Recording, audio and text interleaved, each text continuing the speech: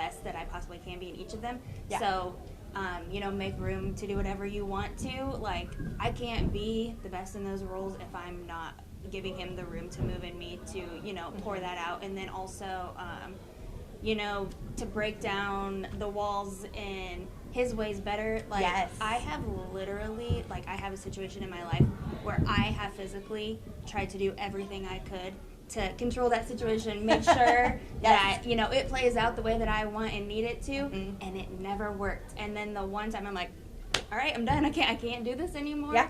His way was better. It worked out. And so that song really, really resonates with me too.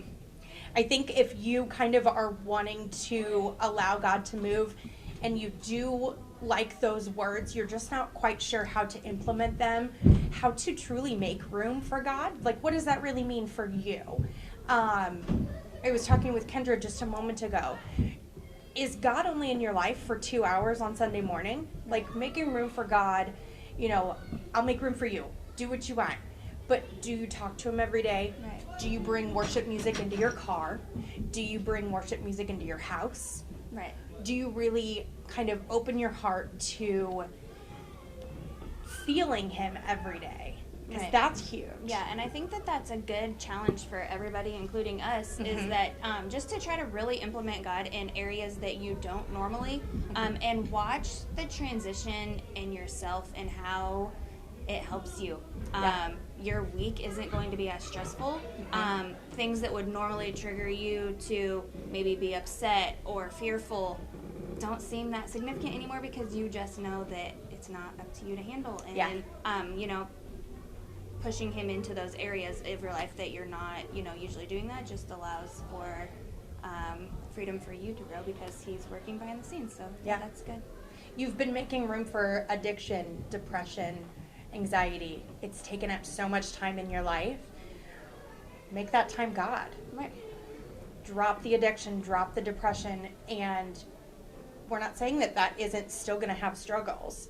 We're not saying that it's not going to be a challenge, but we are saying that it is going to be positive at the end. Right. And one God is thing, still going to look out for you. Yeah, and one thing that he had talked about in his message today was being very mindful of the people that you have in your inner circle. Obviously, we love and respect everybody, but not everybody needs to be in our inner circle. Not everybody needs to know everything about our life, and that's one thing that I really have always lived by. I've unfortunately never really, not unfortunately, fortunately I've never really struggled with that, and I preach that to my kids, like, you are a product of your environment, so whatever goals and visions that you have in mind that God's blessing you with, make sure that your environment and the people that you are allowing in your life help push you along in that. Yeah. Think of yourself, think of God, and think of who you have in your life this week, and make room for God. Yes, and we'll see you next week. Thanks for joining us. Thank you.